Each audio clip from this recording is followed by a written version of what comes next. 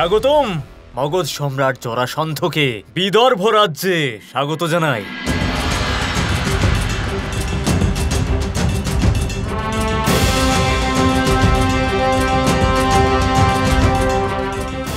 এ তোমার বোন তাই না রুক্মী? অনেক বড় হয়ে গেছে, বিবাহযোগ্য হয়ে গেছে। আমি স্বয়ং তোমার স্বামীকে অভ্যর্থনা করব। আপনি ওর বিবাহের কথা চিন্তা করবেন না সম্রাট। আপনি দেখুন আপনার অভ্যর্থনার জন্য আমরা কি কি আয়োজন করেছি। মহান সম্রাট জরাসন্ধ, যার শক্তি দেখে সমগ্র ভারতবর্ষ কাঁপে, এমন মহান যোদ্ধার শক্তির সমাধর কেবল বল পরীক্ষার দ্বারাই সম্ভব।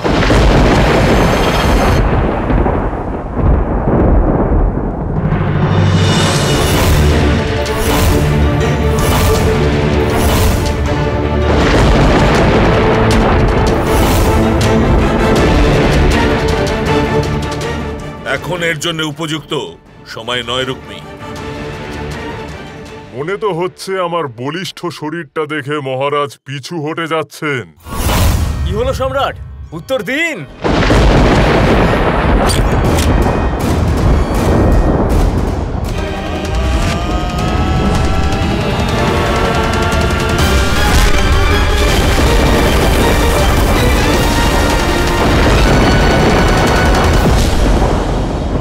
আমি হলাম প্রিয়দত্ত পুত্র মগধ সম্রাট জরাসন্ধ, ব্রহ্মাণ্ডের সব থেকে বলশালী যোদ্ধা। যদি কেউ আমার নামের থেকে আমার শক্তির আন্দাজ না পায়, তাহলে তার এই সংসারে থাকার কোন রকম অধিকার নেই। আমার মনে হয় আমাদের এখান থেকে যাওয়া উচিত। এই দৃশ্য আপনার মতো কোমল মনের জন্য নয়। মূর্খ আমি! আপনি রুষ্ট হবেন না, আমি তো উপহাস করছিলাম। কারণ তো এই যে আপনার সম্রাটের যুদ্ধ কৌশলের এক ঝলক দেখার জন্য উদ্গ্রীব ছিলাম। কিন্তু এইটুকু আমি জানি যে সম্রাট আপনার রাগের কারণ আমার উপহাস মোটেই নয়, বরং অন্য কিছু। কি আসলে আপনার রাগের কারণ?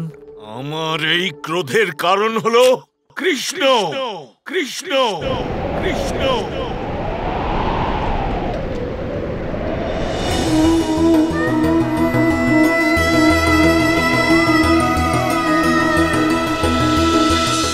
কৃষ্ণ, কি অদ্ভুত এবং সুন্দর নাম এটা। কে এই কৃষ্ণ? আরে, তুমি তো মেলায় যাওয়ার জন্য কতটা উৎসাহিত ছিলে, আর এখন হঠাৎ কৃষ্ণের নাম শুনে কি হলো তোমার? যে অসম্পূর্ণ ছবি আজ বানিয়েছি, এরকম মনে হচ্ছে যে এই নাম শুনে তা পূর্ণতা পেতে চলেছে। যা কিছু আমি নিজের প্রেমিককে দেখে অনুভব করব ভেবেছিলাম, সে সব কিছু শুধু কৃষ্ণের নাম শুনেই অনুভব করে নিয়েছি আমি। তুমি জিজ্ঞাসা করছিলে না কখন হবে প্রেম? আমার তো কৃষ্ণের নাম শুনেই ওনার সাথে প্রেম হয়ে গেছে। আমি আরো জানতে চাই ওনার বিষয়ে। কে সেই ব্যক্তি যার নাম এত মধুর?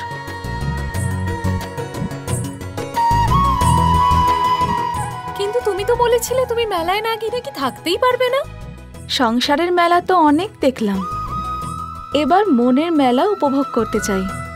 যে অনুভূতি আমার মনকে এত আনন্দিত করছে, তার থেকে তো এটাই মনে হয় যে এবার আমি কৃষ্ণকে না জেনে থাকতে পারবো না।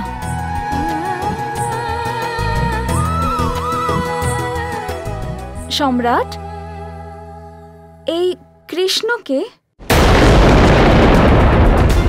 যার নাম আপনার মতো মহাবলীর মুখেও মেঘ ঘনিয়ে আনলো? সম্রাট এখন দীর্ঘ যাত্রা থেকে এসেছে বোন, প্রথমে ওনাকে ভোজন করাও। এই কথাবার্তা তো পরেও হতে পারে। হ্যাঁ, নিশ্চয়ই। আসুন, খাবার তৈরি।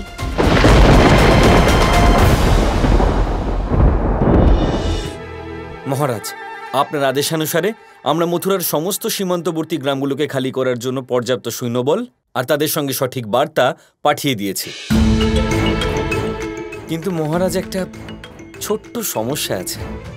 বিদর্ভের দিকেই একটা গ্রাম পড়ে যার নাম বর্ষণা, যার উপরে আক্রমণ হওয়ার সম্ভাবনা সব থেকে বেশি। এই গ্রামের লোকজন একটু গুঁয়ার। কানাই আর আমি ওখানে থাকতাম, তাই আমরা জানি যে আমাদের বার্তা পাওয়ার পরও ওখানকার লোকজন নিজেদের ভূমি ত্যাগ করতে রাজি হবে না। কিছু তো করতেই হবে, বুদ্ধি বা বল যেভাবেই হোক, যে কোনো প্রকারে ওই গ্রামটিকে খালি করা হোক। না না মহারাজ, আমার মতে যে কাজ প্রেম দিয়ে করা যায় তাতে বলপ্রয়োগের কি প্রয়োজন? আমাদের কানাইকে ওখানকার লোকজন ভীষণ ভালোবাসে, তাই আমার মতে যদি কানাই নিজেই গিয়ে ওনাদের বোঝান তাহলে হয়তো ওনারা রাজি হয়ে যেতে পারেন। ঠিক আছে, যদি এমনই ব্যাপার হয় তাহলে কৃষ্ণর ওখানে অবশ্যই যাওয়া উচিত। কোথায়? বর্ষণায়? না না দাদু, আমি বর্ষণায় যেতে পারবো না। আরে কানাই, এ কি বলছো তুমি? তুমি বর্ষণায় যাবে না? বর্ষণাতে তো আমরা ছিলাম, তাই না? তুমি তো জানোই। আরে যেতে পারবো না আমি, আপনি বোঝার চেষ্টা করুন। যদি আমি বর্ষণা যাই তাহলে লোকে বলবে, দেখো কৃষ্ণের বর্ষণার প্রতি এতটাই মোহ যে কৃষ্ণ নিজেই বর্ষণায় চলে এলো। আপনি বুঝতে পারছেন? আমি বুঝেছি দাদু, আমি বুঝিয়ে দিচ্ছি। বোঝান, যেতে পারবো না আমি। দাদু, আপনি এখনো কানাইকে বোঝেননি। কানাই এইভাবেই সবাইকে বিরক্ত করে। আপনাকে রাজার আদেশের মতো করে আমাদের কানাইকেও আদেশ দিতে হবে, তাহলেই ও রাজি হবে। বুঝতে পারছেন তো আপনি? কৃষ্ণ, তোমাকে যত শীঘ্র সম্ভব বর্ষণা যেতে হবে, আর তা খালিও করাতে হবে। কিন্তু দাদু, এ হলো রাজাদেশ।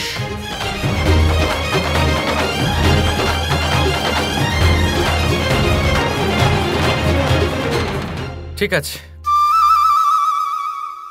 যদি এটা রাজ্যাদেশ হয় তাহলে তা পালন করা আমার ধর্ম, আর আমি নিজের কর্মের জন্য বর্ষণা অবশ্যই যাব।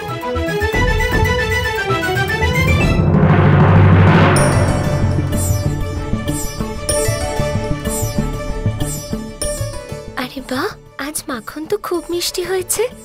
এমন মিষ্টি মাখন তো আজ পর্যন্ত হয়নি। এসব কি হচ্ছে? কোনো খবর আসার সংকেত নয় তো? রাধা, রেবতী,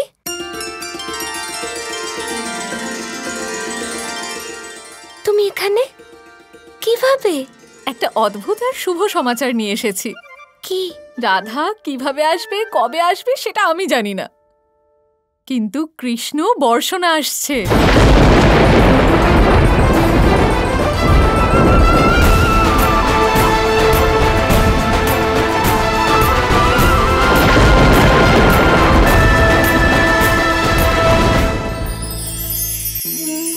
সফলতা, অসফলতা ব্যক্তির জীবনের দুই গুরুত্বপূর্ণ স্তর।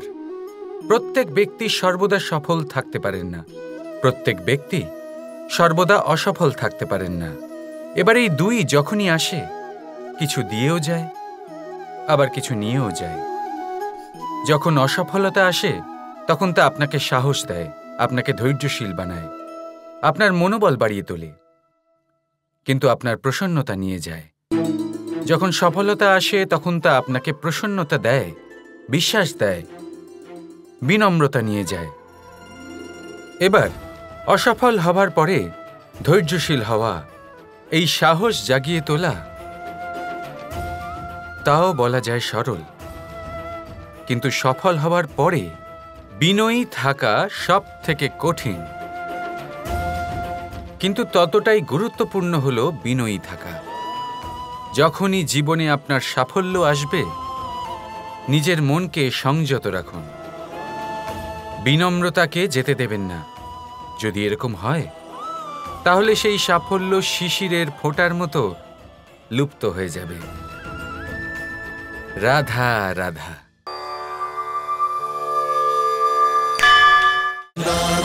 Krishna Krishna Krishna Krishna